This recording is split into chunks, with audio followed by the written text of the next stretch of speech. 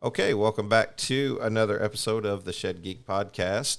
Working remote today, and excited about today's guest, Ed. We've had a chance to do a phone call, and I just wanted to allow you to introduce yourself, a little bit about who you are, sir, and what your company is and what you do. Sure, thanks. Very excited to be here today with you, Shannon, on this podcast. Really looking forward to our conversation. My name's Ed Bryan. I'm the Director of Business Development for SRA 831B Admin. And when I say that, a lot of times people say, what the heck is that? What's an 831B admin? And so I guess that leads me into what we do and how we help business owners. So a lot of your listeners will probably be somewhat familiar with the 401k. A lot of people understand what the 401k is. There's a tax incentive for business owners to set aside dollars for retirement for themselves and their employees. So we help business owners take advantage of another piece of the tax code called 831B. And it is a way for business owners to self-insure for risks that fall outside of their traditional insurance coverages, right? So think outside of your property and casualty coverages. We're not talking about necessarily general liability or commercial auto or workers' comp. We're talking about things like supply chain. We're talking about things that are third-party business interruption, dispute resolution, brand protection, right? All of those other risks that kind of seem to fall through the cracks for a lot of business owners with their traditional insurance. And in the last 3 years, as we all know, the crazy world we live in, a lot of business owners have found out that traditional insurance doesn't adequately address the risks that they're taking on a daily basis to run their business. And so consequently, there is a tax efficient way to make yourself more self-reliant and to plug some of those holes in the risks that you take as a business owner. And it's called the 831B tax code. And we help business owners set those 831B plans up. We administer them, we make sure they're compliant, and help them set aside dollars for future risks that fall outside of those risks that they can't get with traditional insurance. So 831B is more of an extension of a larger rule. How do you focus on that specifically?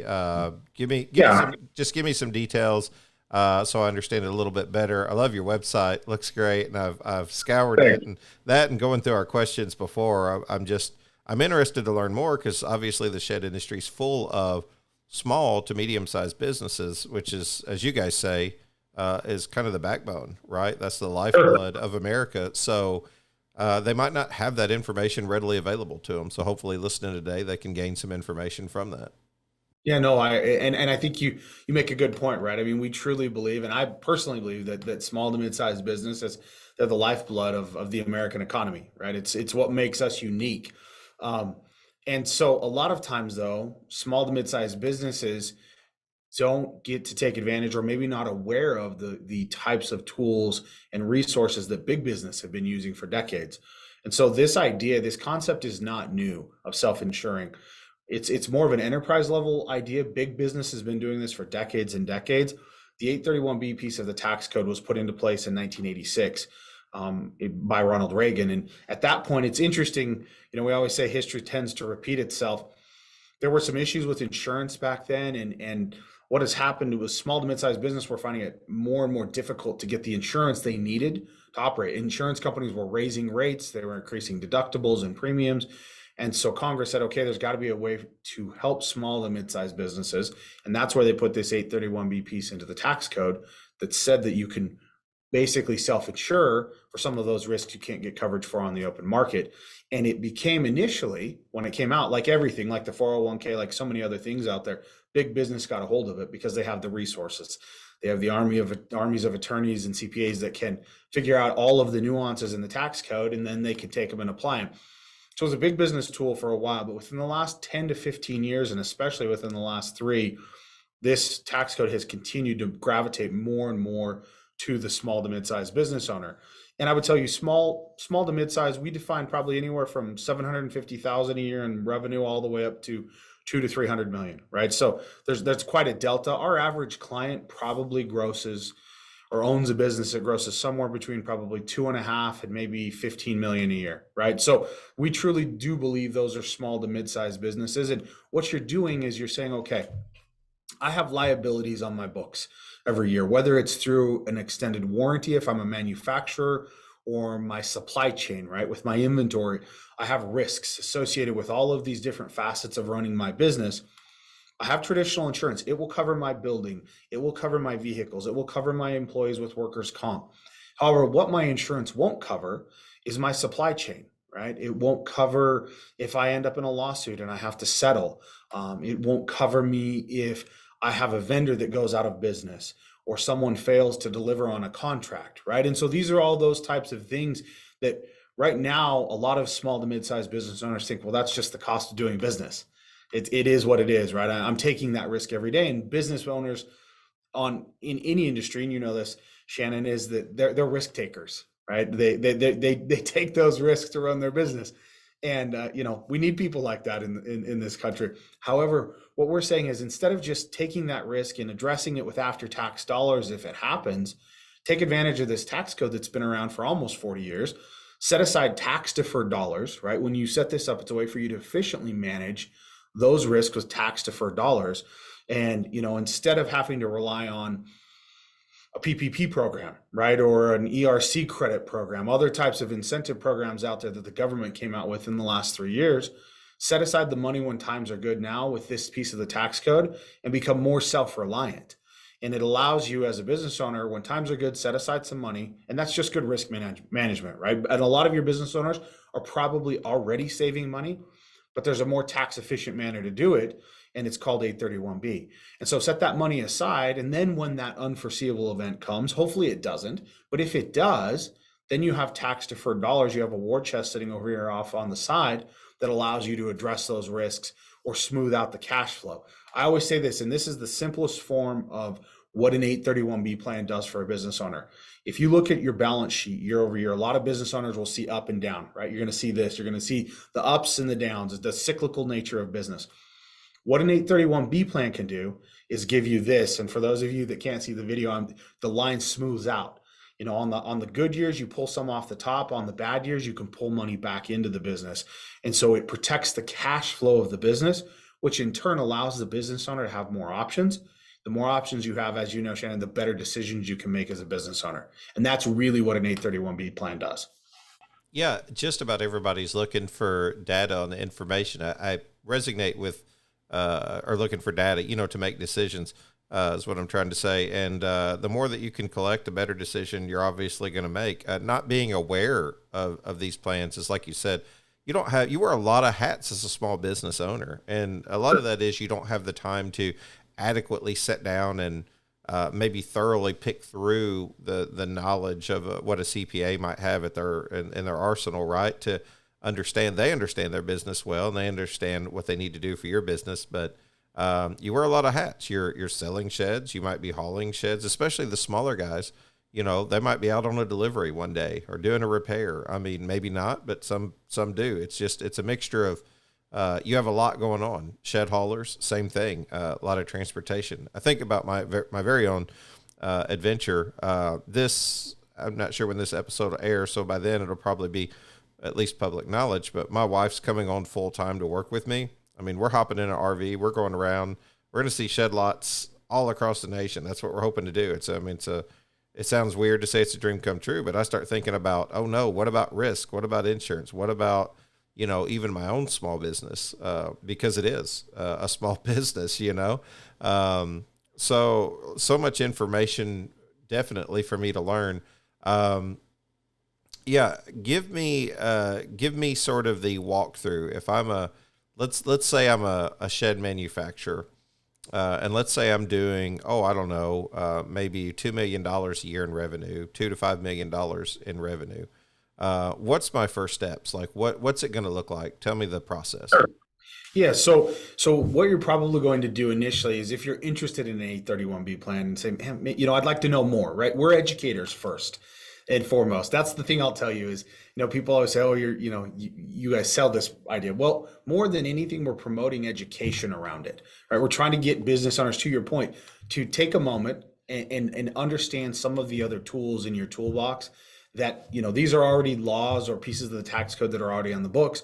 But to your point, business owners wear so many hats, right? And so a lot of times they're just not aware of it. And so what we're saying is, we want to get the word out because we believe 831B plans are going to become an ordinary and necessary business plan, part of the business plan within the next 10 years, much like the 401k. And so let's talk about that. If someone's interested, right? What they're going to do is we're going to set up a Zoom call, or, we're going to hop on the phone and we're going to walk you through, okay, this is what an 831B plan looks like.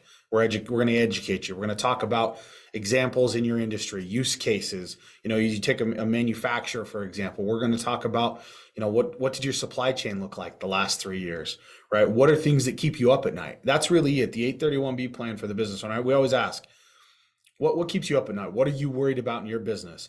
Right? Is it employer liability? Is it brand protection? Is it dispute resolution? Is it contract default? Right? I mean, if you extended credit to somebody and you're worried they're not going to be able to pay. So you look at all of these things that are risks that the business owner, we start to talk to them and they're like, yeah, I actually do worry about that. Right? And so we kind of make a list and say, okay, all of these things, the vast majority of these things, we can put into an 831B plan. So what happens, we'll go through that call. Usually takes a half an hour to 45 minutes. Sometimes if there's a lot of questions, an hour, and then we'll send you some information, some reading material, some due diligence material, give you time to kind of digest that. And then what we'll want to do at some point in that process is we'll want to talk to a CPA, or if you have a financial advisor or a bookkeeper or a CFO, a controller, we're going to want to talk to them because they'll need to understand it. We want your trusted advisors to understand, or your tax advisors to understand how this works. So at SRA, we offer a turnkey solution. And that's a lot of times why small to mid-sized business owners haven't used this, because it has been very complicated and you've needed an army of attorneys and CPAs to make this work. Well, as an administrator, we handle it all. We do tax returns, regulatory filings. We make sure that the plan is compliant so that the business owner can focus on running their business and growing their business. We focus on making sure the 831B plan benefits them across the board, and we make sure that all of the backroom compliance is taken care of, taxes are filed, all of those types of things. So, but to that point, we want to make sure that your tax advisors as the business owner understand how this works. And a lot of times there's some misconception around 831B plans that, they're very cost prohibitive, they're very time consuming. Those CPAs, those controllers sometimes are worried there's going to be a lot of work that frankly they may not be familiar with. That's not how this works with us. We handle it all. So we want to make sure that your advisors are on board. They understand how it works. And then if you say, hey, yeah, this is something I want to do, right? I want to set aside some tax advantage dollars for some of these risks. Then there's an online application you fill out. It takes you about 30 minutes. We go through, we form it. It's an actual separate entity. It's a C Corp. And we form this thing. It takes about a month to get it formed, but we do all that for you. Get the EIN, get it ready to receive premiums. We talk about risks. And then we start to prepare essentially what is a premium invoice, right? Because these are insurance companies at the end of the day. And we send that invoice to the operating entity and the client starts to pay premiums.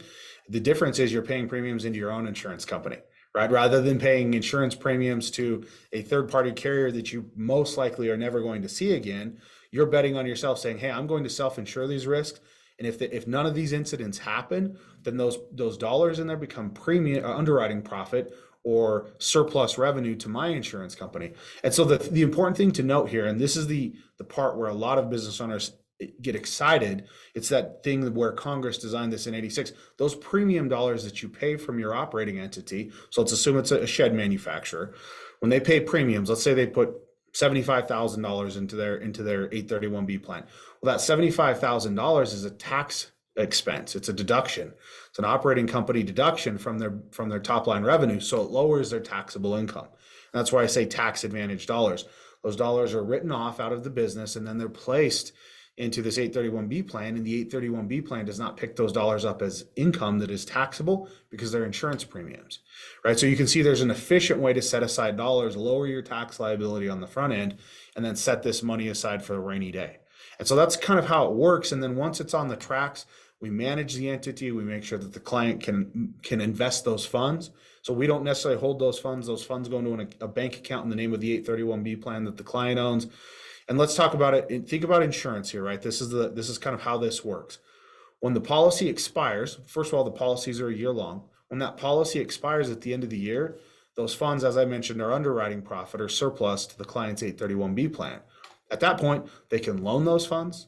They can dividend those funds. They can continue to manage those funds. And so what a lot of manufacturers do, they'll put the money in The year expires, they don't have any claims, they've had a good year, they turn around and open a line of credit, a revolving line of credit on those dollars, and they're loaning them back to themselves to grow their business, right? Maybe it's to build a new facility or to buy more inventory or expand. And so if you follow all of the dotted lines, I know I'm giving you a lot of information, Shannon. That's okay. Taking pre-tax dollars out of your business, running it through this vehicle, and then down the road, leveraging those pre-tax dollars to go grow your business again.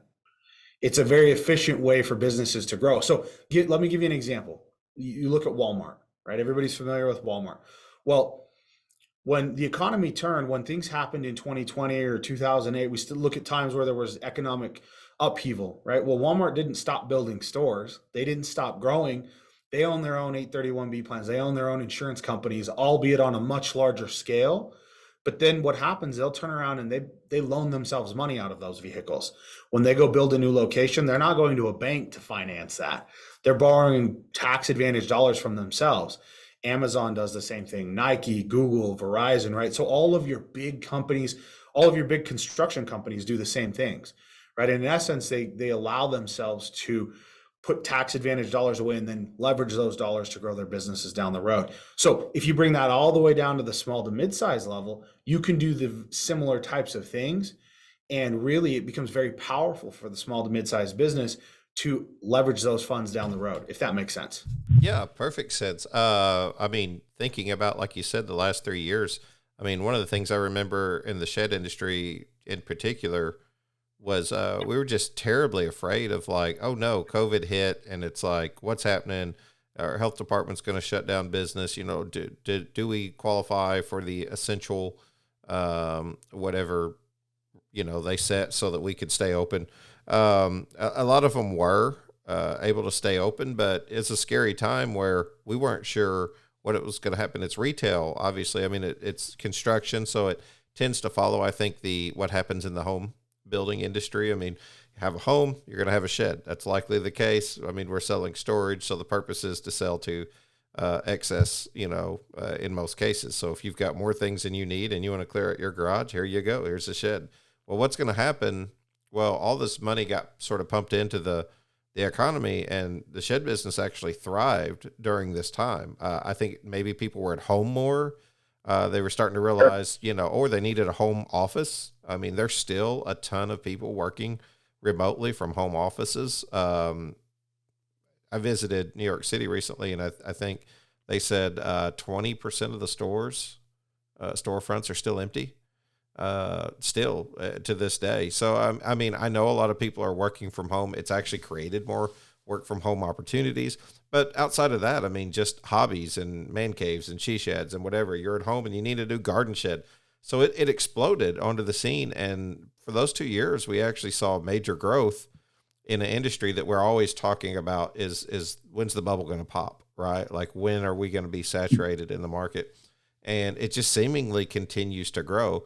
And you are seeing a variety of different businesses. I believe that you'll start seeing the emergence of sort of like some national brands over the next couple of years as we just kind of start to develop and we're getting more organized as a industry. And we touch so many other parts of the industry. Even though I say sheds and Shed Geek, it's the common denominator for a lot of things, including manufacturers who build greenhouses, gazebos, metal structures, carports, big wide open metal, expansion buildings, and play sets, and just everything that you think of that's when you visit a shed lot that's kind of like for your backyard. So it affects a lot of businesses. And I'm thinking to myself, like, how do I investigate more for my own business to help mitigate that risk? I mean, that's what all business owners are trying to do ultimately, right? Is you're trying to limit risk. You're trying to figure out where your ad dollars are going, where they're working, and you're trying to eliminate risk. I know that very, very real because I sell advertising, right? So, right. So to participate, one of the things you guys say on your website is you must meet a 4-part test. Can you expand on that just a little? Yeah, let's talk about that. And let me go back just one Sure. little step, if you don't mind. You mentioned something, right? You said, you talked about business owners want to mitigate risk. And so here's a question I ask a lot of times to business owners, especially now. if you had if you would have known, if you'd had the crystal ball, right, and in say 2016, 2017, known what was coming, right, no one would have believed you. First of all, we would have been labeled crazy, right, if we said, hey, guess what, the world's going to shut down in 2020.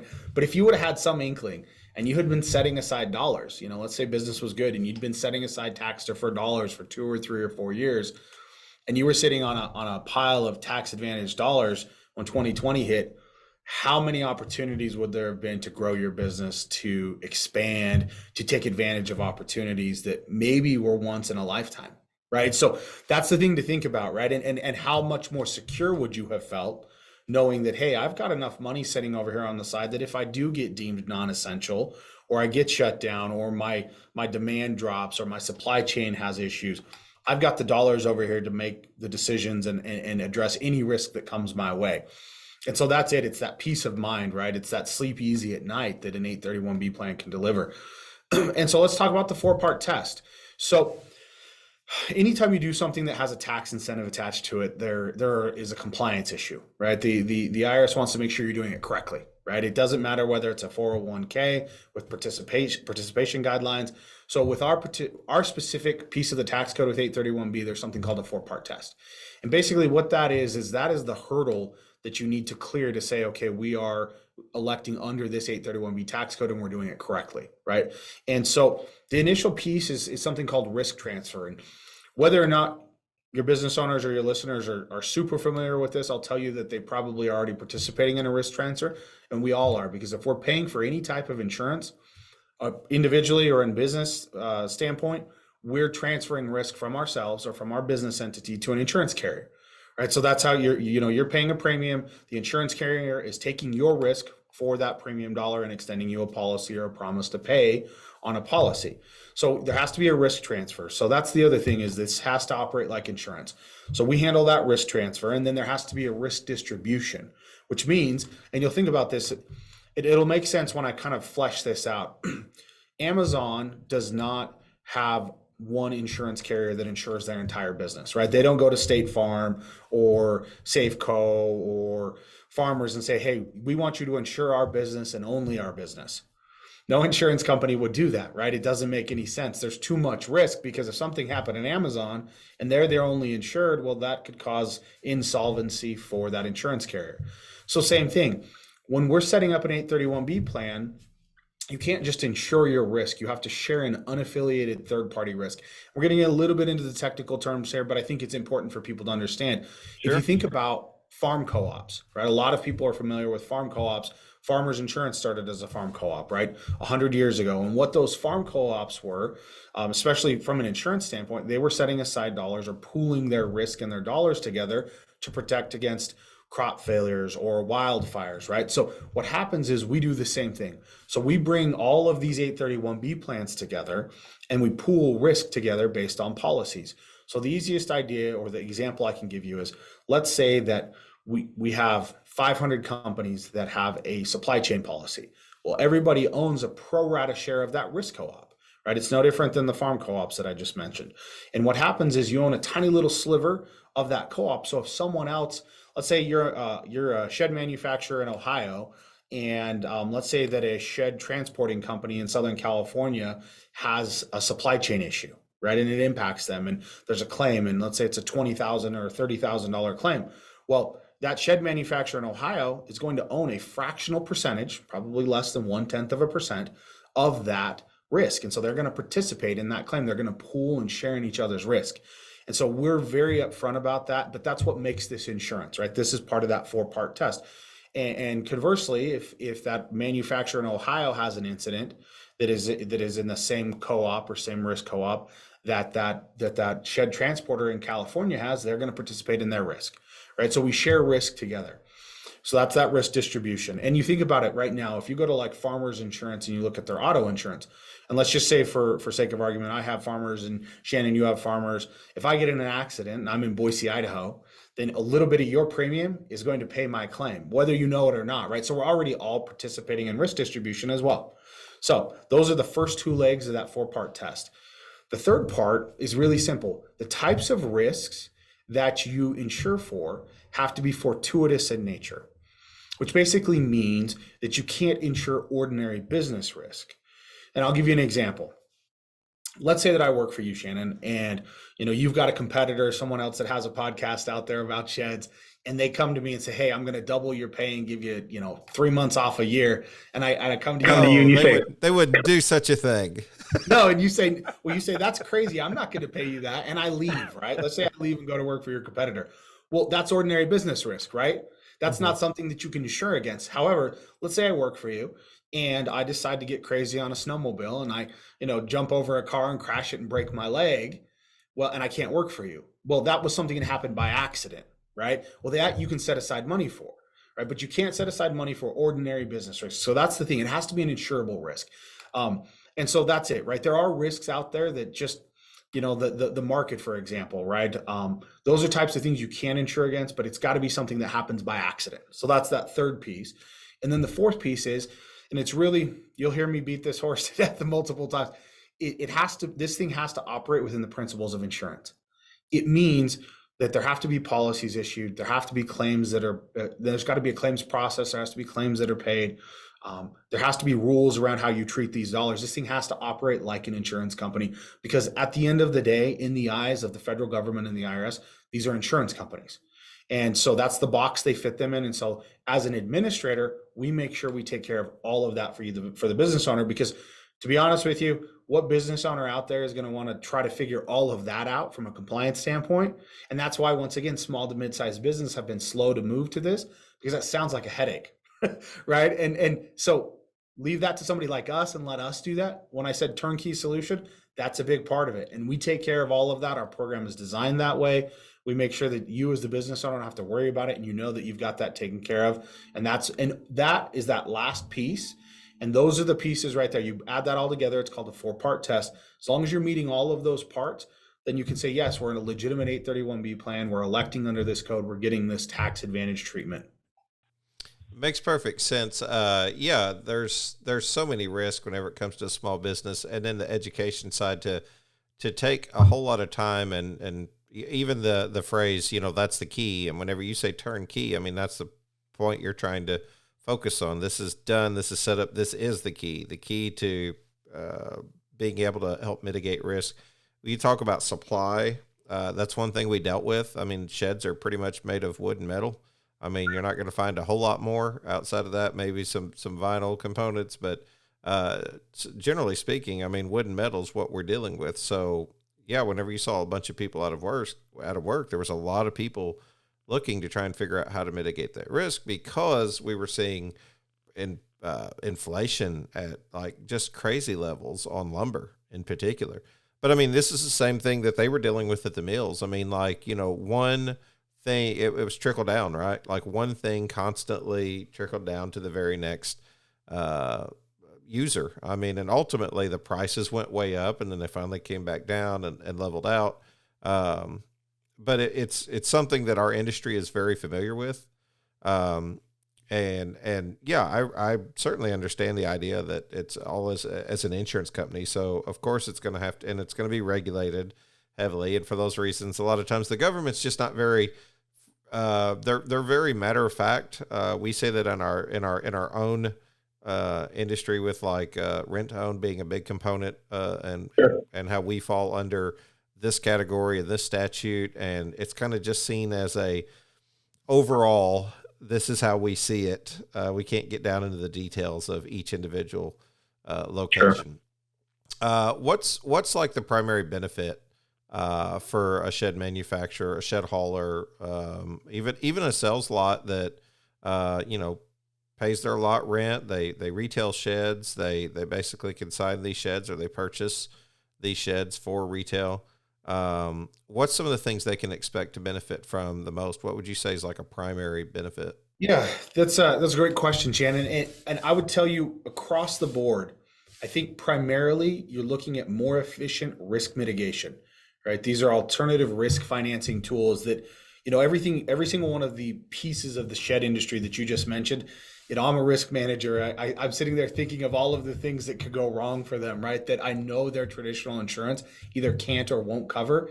And I think about those, once again, those risk takers. I think if they knew about an efficient way to set aside tax advantage dollars to cover those risks that, you hope they don't happen, but we know that sooner or later, if you own a business, something's going to happen. You're going to have a bad day. But if you can set aside that money for while times are good for that bad day, then that bad day does not become nearly as big of an obstacle. And so primarily risk mitigation. Secondarily, there's a nice tax benefit. We're not naive enough to think that business owners aren't looking for tax advantages. That's part of the reason why Congress put this into the tax code and said, hey, these premium dollars, these dollars that go into your 831B plan are tax deductible. That's a big benefit as well. But you're going to look at risk mitigation primarily, and then the tax advantage treatment on the other end. And then down the road, it's what can we do with those dollars, right? So there are multiple layers of benefits. That's the nice thing about an 831B plan is that you get an immediate benefit from risk mitigating more efficiently, and then you get the tax advantage, and then you get the dollars down the road that you can start to reinvest in your business or take out at a more efficient tax rate as an individual. So there are multiple layers of benefits to an 831B plan. That's the thing I like. It's not just a one and done. It's something that can benefit your business. And then 831B plans really turn into long-term planning tools for a lot of business owners. This is not something that most business owners look at as we're going to do it once. A lot of times they'll see it and they'll do it for a year or two or three, and then I'll get a phone call and say, hey, I just sleep easier at night knowing I've got these dollars here off on the side, and it becomes part of their annual plan. We're going to put money into our 831B plan. We remember this one year we had to use it, but the last 4 or 5 we haven't. And you get down the road 8 to 10, 12 years, and all of a sudden it's like we have a really substantial chunk of change over here that we're either loaning back to ourselves to grow our business, or we've done XYZ to move into a different industry. It just, once again, big long-term planning piece of the pie for a lot of business owners. And that's why I say it's a benefit that just continues to grow over time. One thing that I've heard mentioned a lot, specifically in the financial side of our industry, is kicking the tax can down the road. So you guys mentioned that on your website, and even I watched some of your videos. One common misconception I'm sure that you guys deal with is tax deferred is not it does not mean free of taxes. Exactly. No, that's a great question, and I'm glad you brought that up, because we always say we don't say tax free. We don't. Tax deferral, right? It's a more efficient way to defer that tax to a time where hopefully the rate is more beneficial to you, right? Like we always say, we hope you win. Long-term capital gains rates are traditionally, or have been traditionally, lower than ordinary income rates. And so if you could take that dollar, that pre-tax dollar, and then put it to work in your business for, say, 3 to 5 to 10 years, and then pay taxes on it down the road, what's that time value of money worth to you, right? However, there's two things in life, right? Death and taxes. And so this is not a tax-free, this is not a don't ever pay tax idea. This is a more efficient way to mitigate risk with tax advantage dollars. That's why we say tax advantage. And then down the road, there will be a tax that will need to be paid. But as the business owner, here's the big part. You get to choose when. Right? Right now, and you know this, it doesn't matter what part of your industry you're in. If you own a business and you make income in a year, usually you're going to pay taxes on those dollars in the year that you make them. Well, with this, you can say, hey, okay, we're going to take a little bit off the side. We're not going to pay taxes on it this year. When we decide to pull those dollars out, maybe 3, 4, 5, 10 years from now, then we'll pay taxes, right? But as the business owner, you get to choose. So it's a unique piece of the tax code that says, okay, we're not going to pay taxes on this chunk of our revenue until we're ready to. And once again, that goes back to more options, right? The more options you have, the better decisions you can make as a business owner. Yeah, I'm certain that most business owners, including myself, weren't aware that that's even an option. You're kind of handed your guidelines to taxes, or you trust your CPA based off of someone else's word. This is why I can't say enough about referrals. Everybody that I work with in business is almost because someone else worked with them in business, and I trusted that person. It's very interesting. And, maybe I think to myself about like the audience participation. I have, been blessed enough to have, a strong audience, a steady audience that comes on, and we tell stories a lot of times just about shed selling and shed manufacturing and how they kind of got started. And we'll touch on your yours here in just a minute. I'd just be curious about how you kind of fell into what you're doing. Sure. I believe people buy from people they trust. So I think that one of the things you guys talk about on your website is transparent fee structure and just transparency in business in general. It's the only way to be. I mean, in my opinion, in this day and age, we have so many other things to compete with. The last thing we need to worry about is that. So let's say it gets a little heady for your average shed manufacturer who's doing $1 million, $2 million, $3 million. You kind of gave a good example. I asked you for like the primary things to think, but what's some of the things that have surprised you, or some of the biggest objections you've had to overcome from a small or mid-sized business owner when they're considering doing something like this? Sure. Yeah, it's interesting. That's actually a great question. I appreciate that, Jen. That's why I pay myself the big money. I was going to say that's why you make the big bucks.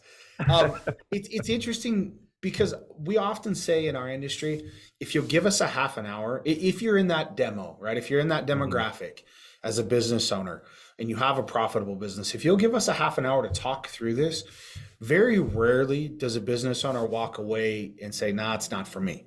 It's one of those things where, what will happen more often than not is we'll find out, okay, revenues are great, but I'm in a growth stage. I'm dumping every dollar I have back into my business. I can't set money aside because I'm trying to scale, right? Okay, well then maybe an 831B plan is not for you right now, but you're aware of it. Timing is everything. And so timing is a big piece. The other piece is, hey, I'm thinking about selling my business, to my kids, or, I've got a key employee that's going to take over in the next year or two. Well, an 831B plan might make sense, but let's look at it a little closer. And so I would just say timing is the biggest thing. A couple of the things where business owners maybe are concerned, and rightly so, right, is they will ask, okay, well, why do other business owners not do this? And really it boils down to a couple of reasons. Timing is the biggest piece. And then the other piece is if they just frankly don't have the disposable income to set aside.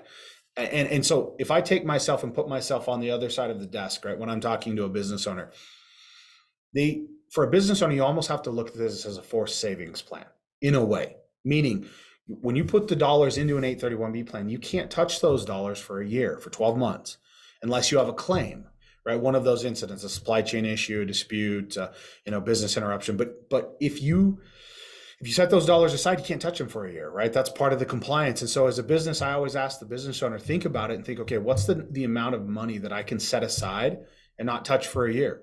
Last thing we want you to do is say, okay, in the name of a tax incentive, hey, it's really exciting, it's really flashy to say, okay, I'm going to take those dollars and put them over here because I want the big tax deduction.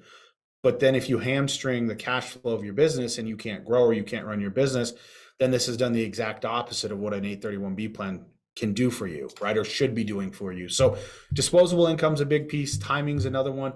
The other thing is if you Google 831B or you go look at this online, the IRS looks at these things very closely. They want to make sure they're done correctly, right? And there have been some bad actors in the space. Anytime that there's a tax incentive out there or some type of tax advantage program, the IRS is going to make sure that it's done right. There have been some bad actors in our space historically that have done some things that have drawn the scrutiny of the IRS. We view that as a good thing. We don't view that as a reason to shy away. There's a way to do this and there's a proper way to do it. And so that's what we always tell business owners is if we do it right, then there's nothing to worry about. Now, if you're trying to bend the rules and take this and turn it into something that it's not, then yeah, you should rightly be worried. And that's why, we as an administrator make sure we stay compliant, make sure our clients stay compliant. We're very conservative in the way we do these things. Every now and again, you'll get a business owner that will say, hey, anything the IRS is looking at, I don't want a part of. And that's okay, right? We're not for everybody.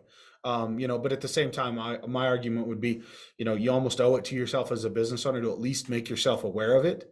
And, the other thing, the question I've been asking lately is what if there's not another PPP program? Next time something happens, right? What if something happens, the government might not be there to bail you out next time. And if they're not, now of a tax code that you can set those dollars aside and essentially set up your own bailout if you had to have one. Well, and I think that kind of resonates with the audience. Typically, those in sheds tend to come from a more conservative approach. So, they would definitely be in favor of bailing themselves out, so to speak. They would prefer to, to do that as opposed to spending the tax dollars, I'm sure. So, Right. Right. No, it's all good information. As there's cost associated with this plan, obviously, are those things that you share openly or on your website or? Yeah.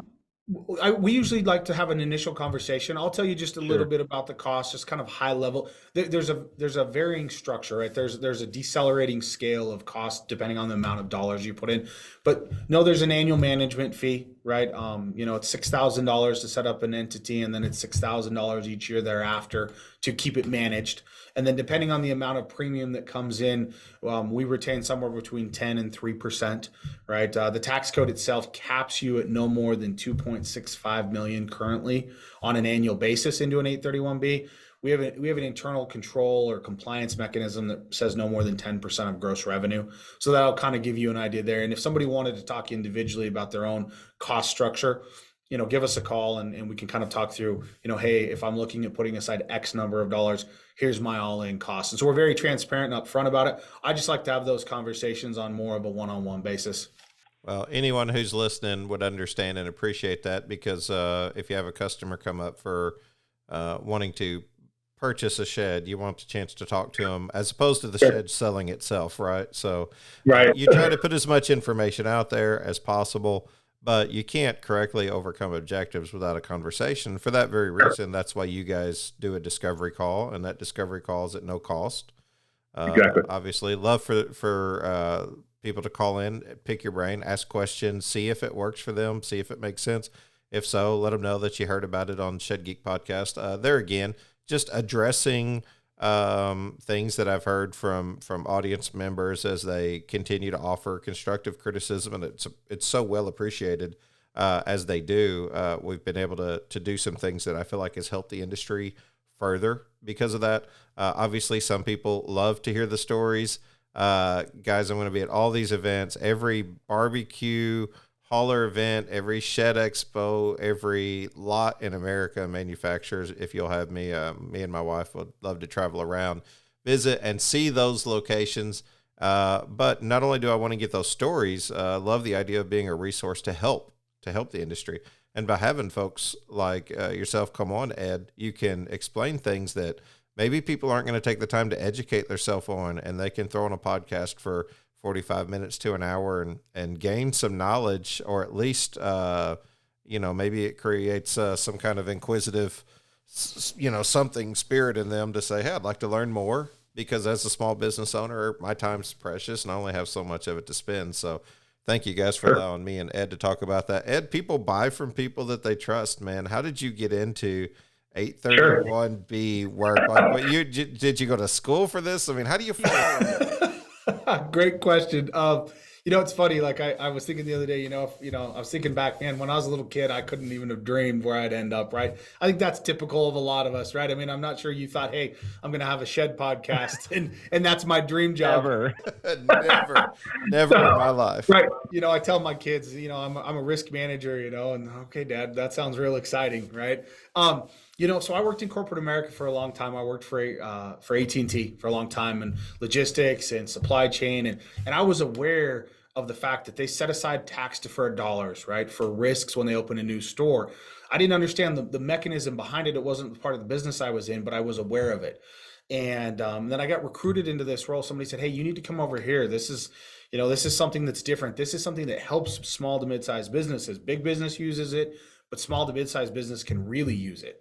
Right. And so it's been, I guess, 7 or 8 years now. I got recruited into essentially risk management and 831B plans. And it was an eye opener, because I was like, wait, I had a general idea of how these things work. But when I really sat down and looked at it, I said, holy cow, this is the best kept secret that every single small to mid-sized business owner needs to know about. And that's the thing. I'm passionate about that, because I am convinced that, and I mentioned at the very beginning, Shannon, that small to mid-sized businesses, they are the risk takers. They're the ones that have more at risk, right, than anybody else, because a lot of times it's their entire life, right? They have personal assets on the line, they have personal guarantees. And so we owe it to them, and they owe it to themselves to be as informed as they can about all of these things out there that can benefit them. And so that's, how I got into it, and I love it. I tell my kids it's not work, because I love coming here every day and talking to people and traveling across the country. Like you, I go to shows, I speak at conventions, travel all over the country, and just hearing the stories of these small to mid-sized business owners. And it doesn't matter if it's Nashville, Tennessee, or Tulsa, Oklahoma, or Sacramento, California, or anywhere in between, right? We have clients from Hawaii to Maine, right? And so hearing their stories just inspires me, and at the same time convinces me that much more that we've got to get the word out. And so I love talking to our business owner clients, because here's the thing. Instead of telling them, hey, yeah, that's not covered because on page 67 of your policy, there's an exemption that says, hey, for pandemics, you're not covered, right? That's what traditional insurance does. Insurance policies on the traditional side, they're getting more and more pages added. It's not more coverages, right? It's more exemptions. With an 831B plan, it's designed to catch all of those things that fall through the cracks. And so when a business owner calls me and says, hey, I just had X happen, I could never have foreseen this happening, can I make a claim? Am I covered? The answer is yes, right? Make that claim. Bring those tax advantage dollars back into your business. And I can tell you, I have a long list of clients that are business owners, much like all of your listeners, that will tell you to this day, the only reason they're still in business is because they had an 831B plan when they really needed it. And so I'm passionate about it. And I consider myself lucky and fortunate to do what I do, because once again, as a kid, I would have thought, what? Risk management, 831B? But now, I love it, and it gets me up every day and gets me excited. I completely agree. And it's the same thing that I teach to my children. If you are passionate about what you do, it really doesn't feel like work, and you want to make sure and try and capture that magic. If you can capture that and keep it bottled up, it's really good, because it starts to feel like work if you're not careful. Right. You have because, this started as a labor of love and just passion, and it turned into a great full-time opportunity. And I'm just psyched, man. I really, really do enjoy what I do. So I'm going to talk to people no matter what. This is just who I am. My wife will attest to this. If you get around me for very long, I'm going to ask questions. I'm going to get to know people. I'm just genuinely interested in people. Sheds is kind of the vehicle. And accessory buildings in general. It's seeming like we're leaning more toward covering those things more and more and more. So I'm just excited about learning about those things. And the one thing that I can recall before I started the show that really kind of touched me, I was speaking to a guy in Springfield, Illinois, and he was asking me, where do I go to get more resources? It wasn't that people were unhappy with the resources in the shed industry as much as they wanted more resources. And I thought to myself, wow, I'm hearing the same thing when I go from place to place. And you talk about being an educator at heart. It's what I really feel like if I missed a calling, it would have been to be in education, because I just enjoy getting to know people's stories, the history of their stories in the shed industry. And the one thing that I know is that a lot of folks get in with very informal education. They're good builders, and then they all of a sudden get drug into the sales space and the world of websites and CRMs and SEO and all these other details. That's kind of like, wait a minute, I'm not college educated. I don't understand all of this. I'm just trying to do a good job. I'm trying to work hard. I identify with those people. I understand that blue collar mentality, right? But there's, it's a very conservative industry, like I mentioned before, Ed. So, I mean, we kind of live faith forward here at the podcast, but I always tell people, even the Apostle Paul, talked about furthering your education. I mean, you should always talk about furthering your knowledge and your education. If you're going to be in business, that's part of it. So that's why I thought having you on the show would be great. And that's certainly the truth. SRA, man, that's the name of the company. Sounds like you guys are doing really cool things. What's your favorite thing about working for SRA? It's the people I get to meet. I already mentioned it, but I travel a lot, right? I travel across the country, and I am just so intrigued by these business owners and how resilient people are across this country. Yeah. The big businesses, Shannon, they make the headlines, but they're not what drives this company or this country, right? And I love to go out and meet these business owners, these family businesses, and see how they've made it through hard times and how resilient they are, and how they're running efficient businesses. To your point, they might not be the most educated people in the world, but man, they're savers, they're hard workers, and they inspire me. And so I just love to go meet those people, and the resiliency of all of the different ways people find to make money and run businesses is just so interesting to me. Like I said, I count myself lucky. Man, I like to say they've got that real life education, and that's Yeah. they know how to Absolutely. they know how to figure it out. They're just gritty, and they get in there Yep. and they get it done. And having something like this and having a professional who takes care of that, man, I just I feel like it's great. So if people want to, they say, hey, this guy Ed sounded like a really cool dude. I want to call him up, give him a call, and I want to ask him some questions about my shed business and find out how or where he could help me. How would they get in touch with you? Sure. Yeah, no, I appreciate that, Shannon. So I'll just give you our office number. You can call our direct office number and ask for me. It's area code 208-424-2249. We're in Boise, Idaho, right? I travel all over the country. Or you can go to our website. It's just 831b.com, 831b.com. Or my email. I've got a short first name, so it's ed@831b.com. Any of those ways you can reach out. I'd love to talk to you. Like I said, it's there's no commitment to have a conversation initially. It's complimentary to you. I do this all year long.